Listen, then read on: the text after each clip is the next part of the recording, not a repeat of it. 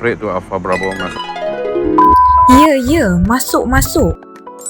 Bukan berita taksub, hanya cerita politik. Pasti tak rugi like and share. Jom semua. Perdana Menteri akan membawa lebih banyak pembaharuan dan mengutamakan pembangunan berkaitan infrastruktur termasuk isu jalan rosak di kawasan parlimen beliau di Tambun di sini. Ahli Dewan Undangan Negeri Adun Hulu Kintau Muhammad Arafat Varisai Muhammad berkata harapan Datuk Seri Anwar Ibrahim agar pembangunan dapat dibawa ke Tambun sudah tentunya akan diberikan keutamaan oleh beliau sebagai adun di bawah Parlimen Tambun.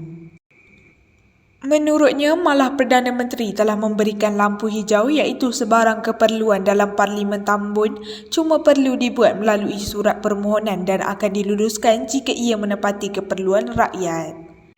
Ini kerana peruntukan telah tersedia untuk pembangunan di kawasan Tambun. Saya di peringkat DUN cuma perlu menyediakan surat permohonan dan dokumen lengkap apa yang diperlukan di kawasan Tambun kerana Perdana Menteri untuk mendapat kelulusan. Saya akan membantu untuk Perdana Menteri membawa pembangunan di Parlimen Tambun, katanya kepada pemberita selepas menyerahkan sumbangan bantuan makanan dapur bersama Pusat Hikmat Ahli Parlimen Tambun kepada 30 penerima di sini hari ini. Muhammad Arafat berkata antara infrastruktur yang perlu diberi perhatian ialah isu jalan rosak, jalan bertampal dan tidak rata yang menjadi rungutan penduduk selain menyebabkan risiko kemalangan. Menurutnya, masalah itu telah dibincangkan bersama syarikat konsesi yang dilantik dan akan berbincang dengan Datuk Bandar Ipoh, Datuk Rumaizi Baharin serta beberapa agensi kerajaan dalam masa terdekat. Katanya, masalah tersebut berlaku disebabkan bahan yang digunakan untuk menurap semula jalan tidak bersesuaian disebabkan peruntukan yang diterima oleh syarikat konsesi tidak mampu untuk menampung kos penurapan. Apabila tiada cukup peruntukan, tar yang tidak sempurna digunakan dan ini akan menyebabkan jalan yang ditampal akan pecah semula. Syarikat konsesi terpaksa mengeluarkan duit mereka bagi menyiapkan projek mereka, jadi kita kena adil.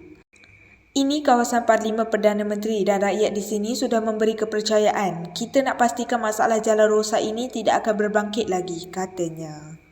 Sementara itu, dalam program hari ini, seramai 30 orang menerima kotak bantuan makanan iaitu beras, minyak masak, tepung, susu pekat dan gula. Muhammad Arafat berkata penyerahan bantuan itu dikhususkan buat golongan B40 yang benar-benar memerlukan tanpa mengira kaum, agama serta perbezaan fahaman politik. Bantuan ini adalah hasil kerjasama bersama sebuah pertubuhan bukan kerajaan NGO, Pertubuhan Muafakat Harapan Malaysia dan Guyana Even SDN BHD. Syarikat swasta atau NGO lain patut mencontohi program sebegini dengan berkongsi rezeki kepada masyarakat yang memerlukan walaupun ini merupakan kawasan Perdana Menteri, katanya.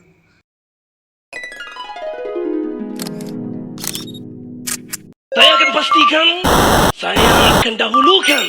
Pada tahun 2020, ibu tunggal diutamakan, janda didahulukan.